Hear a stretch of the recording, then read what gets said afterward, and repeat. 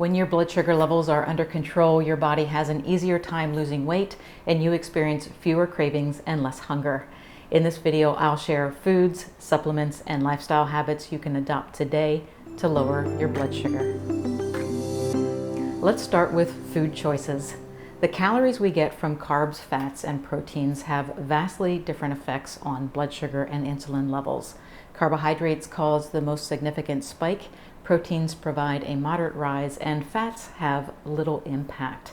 Therefore, if maintaining a low and stable blood sugar level or blood glucose level is your goal, it makes sense to eat a low carb, high fat, moderate protein diet. Now, if you're new to my channel or you are new to this idea of low carb, high fat dieting, I appreciate the fact that this way of eating sounds completely counter to what you've learned in the past. However, when you control your blood sugar and insulin levels by eating in this way, it puts your body in a state that favors the release of fat from fat cells. It also keeps your hunger under control because you're not dropping into the low blood sugar state that drives hunger. To get started on a low-carb diet, you want to reduce your carb intake to less than 125 grams per day. And that amount is roughly half of the amount recommended for a traditional diet. To learn which foods qualify as low-carb, you can download this handy chart that lists 100 low-carb foods. It's available on my website, and I'll leave links on the description area below for you to grab a copy of that. But what you'll notice from this list is that low-carb options can be obtained from both animal-based foods and plant-based foods. When you choose plant-based carbohydrates, you want to look for those with a high fiber to carb ratio. Fiber helps to prevent blood sugar spikes because it slows the digestion and absorption of the nutrients from the foods that you just ate. Examples of popular low-carb foods with a good fiber to carb ratio include non-starchy vegetables like asparagus, broccoli, cauliflower, and leafy greens. Certain berries, particularly blackberries and raspberries, are relatively high in fiber, as are some nuts and seeds, such as chia seeds, hemp seeds, Brazil nuts, walnuts, and pecans. Now, the foods you choose to eat during your day will have the most significant impact on your blood sugar level, but the timing of your food intake is also important, which is why intermittent fasting is a very valuable tool for stabilizing your blood sugar.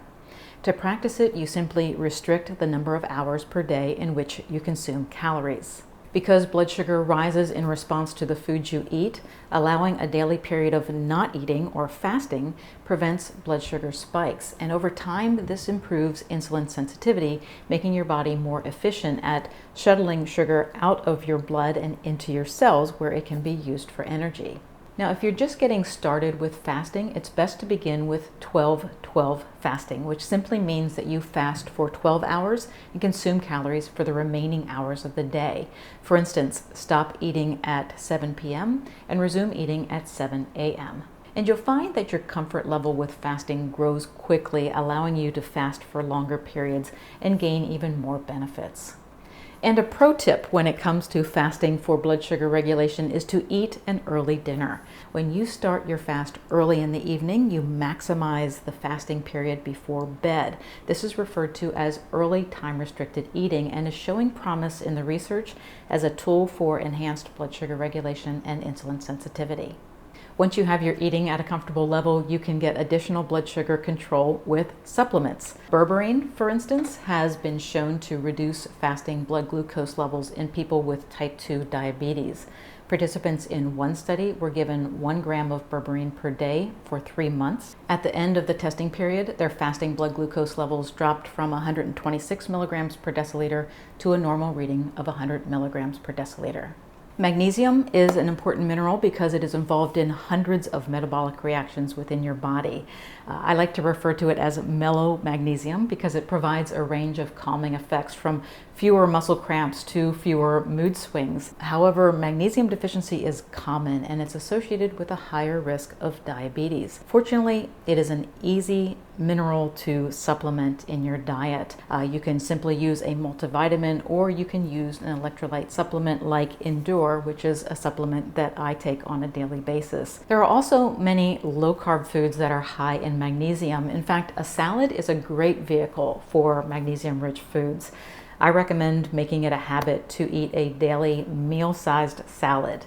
If you top a bed of dark leafy greens with pumpkin seeds, sunflower seeds, and slices of avocado, you give your body a good dose of magnesium, and you end up with a great tasting salad that you will look forward to eating. 2 more supplemental foods for lowering blood sugar that you might have in your kitchen pantry right now are cinnamon and apple cider vinegar.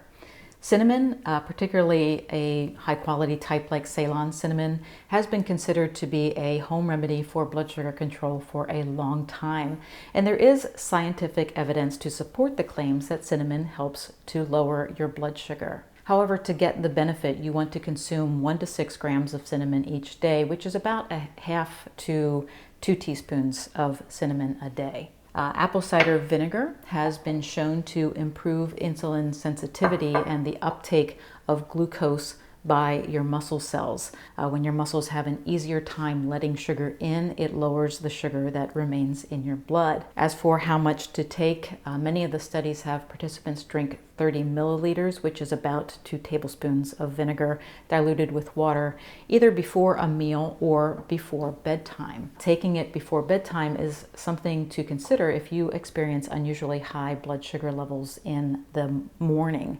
This is a phenomenon referred to as the dawn effect or dawn phenomenon. A study published in the journal Diabetes Care suggested that the lowering of morning blood sugar that results from a nighttime dose of apple cider vinegar may be due to the acidic acid in the vinegar, which has the ability to alter the way glucose is produced in your liver. Making changes to your food choices, practicing intermittent fasting, and utilizing supplements will go a long way towards stabilizing your blood sugar levels. And you can top off those benefits with quality sleep and exercise. When you sleep well, you keep stress hormones that spike blood sugar, like cortisol, under control. You also keep your appetite under control, which can have an indirect blood sugar benefit due to better food choices. And getting regular exercise is a great way to improve insulin sensitivity, allowing the sugar that is in your blood to move into your cells with more ease. You gain benefits from both aerobic and resistance exercises, but the best blood sugar regulation comes from a combination of the 2 exercise styles. So you may want to think about using weights one day and getting on the treadmill the next to maximize your health and weight loss. Of course, if you have concerns about your health or you are dealing with a blood sugar disorder, all of these approaches should be done under your doctor's supervision. However, I hope this video shows you that you do have some control when it comes to regulating your blood sugar. The biggest step you can take is to lower your carb intake. If you'd like to learn which foods qualify as low carb, you can download our list of 100 low carb foods through the links provided. Please join my channel before you go by clicking the subscribe button, and thanks so much for watching.